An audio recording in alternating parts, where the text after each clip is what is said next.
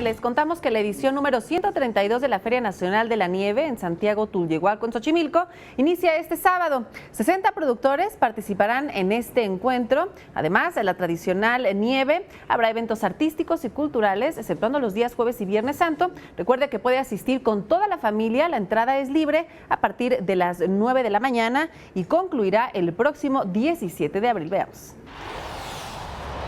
Y tenemos sabores así como frutas naturales, cereales, amorosas, envinadas, enchiladas, marinas, exóticas y medicinales.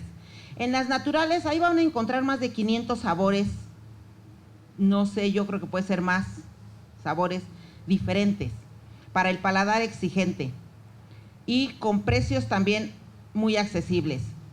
En los naturales vamos a encontrar con todas las frutas del tiempo: mamey, guanábana, maracuyá, fresa, mango, etcétera.